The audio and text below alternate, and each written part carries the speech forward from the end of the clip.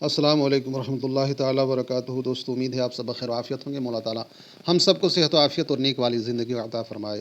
دوستو، پچھلی ویڈیو میں آپ سماعت کیے ہیں کہ عتبہ رحمۃ اللہ تعالیٰ علیہ بہت ہی بڑے گنہگار تھے، شرابی کبابی تھے، مگر جب انہوں نے دل سے توبہ کیا تو رب تعالیٰ نے ان کی توبہ کو قبول کیا، اور قبول ہی نہیں کیا بلکہ ان کے درجات کو اتنا بڑھا دیا کہ لوگوں میں معتبر ہو گئے۔ لہٰذا میرے دوستو، ہمیں توبہ کرنی چاہیے۔ کسی عالم سے پوچھا گیا کہ جب بندہ توبہ کرتا ہے تو کیا اسے اپنی توبہ کی مقبول یا غیر مقبول ہونے کا پتہ چل جاتا ہے؟ عالم صاحب نے جواب دیا، ایسی مکمل بات تو نہیں، البتہ کچھ نشانیاں ہیں جن سے توبہ کی قبولیت کا پتہ چل جاتا ہے۔ وہ اپنے آپ کو گناہوں سے پاک رکھتا ہے، اس کے دل سے خوشی غائب ہو جاتی ہے، ہر دم اللہ کو موجود سمجھنے لگتا ہے، نیکیوں کے قریب اور بروں سے دور رہنے لگتا ہے، دنیا کی تھوڑی سی نعمت کو عظیم اور آخرت کے لیے کثیر نیکیوں کو بھی قلیل سمجھتا ہے، اپنے دل کو ہر وقت فرائض خداوندی میں مصروف اور اپنی زبان کو بند رکھتا ہے، ہمیشہ اپنی گزشتہ گناہوں پر غور و فکر کرتا رہتا ہے اور غم اور پریشانی کو اپنے لیے لازم کر لیتا ہے۔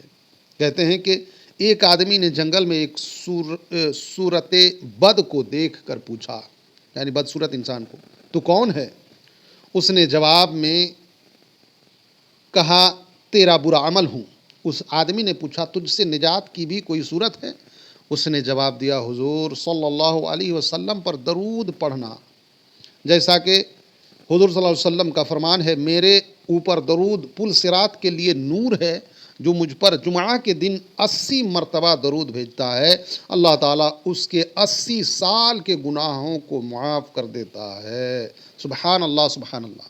دوستو، دیکھا آپ نے نبی پاک پر درود بھیجنا کتنے فضائل و برکات کا حامل ہے، لہٰذا ہمیں کوشش کرنی چاہیے کہ ہم نبی پاک صلی اللہ علیہ وسلم پر خوب درود پڑھیں، سلام پڑھیں۔ ایک آدمی حضور صلی اللہ علیہ وسلم پر درود شریف نہیں بھیجتا تھا۔ ایک رات اس نے خواب میں حضور صلی اللہ علیہ وسلم کو دیکھا، آپ نے اس کی طرف توجہ نہ فرمائی۔ اس آدمی نے عرض کیا کہ کیا حضور مجھ سے ناراض ہیں، اس لیے توجہ نہیں فرمائی؟ آپ نے جواب دیا، نہیں، میں تمہیں پہچانتا ہی نہیں ہوں۔ عرض کی گئی، حضور مجھے کیسے نہیں پہچانتے؟ حالانکہ علماء کہتے ہیں کہ آپ اپنے امتیوں کو ان کی ماں سے بھی زیادہ پہچانتے ہیں۔ آپ نے فرمایا، علماء نے سچ کہا ہے، لیکن تو نے مجھے درود بھیج کر اپنی یاد نہیں دلائی۔ میرا کوئی امتی مجھ پر جتنا درود بھیجتا ہے، میں اسے اتنا ہی پہچانتا ہوں۔ اس شخص کے دل میں یہ بات بیٹھ گئی اور اس نے روزانہ 100 مرتبہ درود پڑھنا شروع کر دیا۔ کچھ مدت بعد حضور صلی اللہ علیہ وسلم کی دیدار سے پھر خواب میں مشرف ہوا۔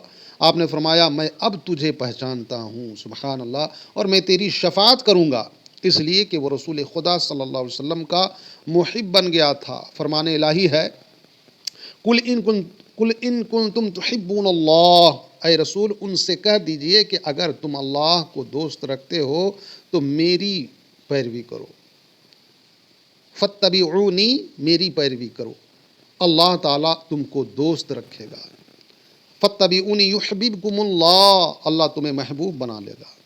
تو دوستو، اللہ کے نبی سے محبت کیجئے، دوستی کیجئے، خوب درودیں پڑھ کر اپنے محبوب کو منانے کی کوشش کیجئے۔ اس آیت کا شان نزول یہ ہے کہ جب حضور صلی اللہ علیہ وسلم کعب بن اشرف اور اس کے ساتھیوں کو دعوت اسلام دی تو وہ کہنے لگے، ہم تو اللہ تعالیٰ کے بیٹوں کی طرح ہیں اور اس سے بہت محبت کرتے ہیں۔ تب اللہ تعالیٰ نے اپنے نبی صلی اللہ علیہ وسلم سے کہا، ان سے کہہ دیجئے اگر تم اللہ تعالیٰ سے محبت رکھتے ہو تو میری اتباع کرو، میں اللہ کا رسول ہوں، میں تمہاری طرف اس کا پیغام پہنچانے والا، تمہارے لیے اللہ کی حجت بن کر آیا ہوں۔ میری اتباع کرو گے تو اللہ تمہیں محبوب بنائے گا اور تمہارے گناہوں کو معاف کر دے گا، وہ غفور اور رحیم ہے۔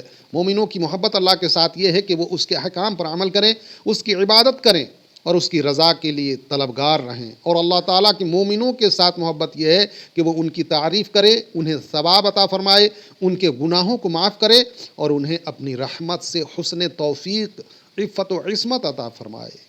لہٰذا ہمیں چاہیے کہ دل سے توبہ کریں، اپنے گناہوں سے باز آ جائیں اور تا زندگی گناہوں کو بالکل اپنے قریب نہ آنے دے۔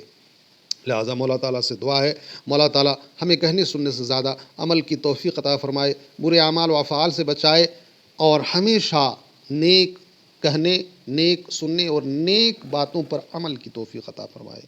اپنا اور اپنوں کا خیال رکھیے۔ خدا حافظ، فی امان اللہ۔ السلام علیکم ورحمۃ اللہ۔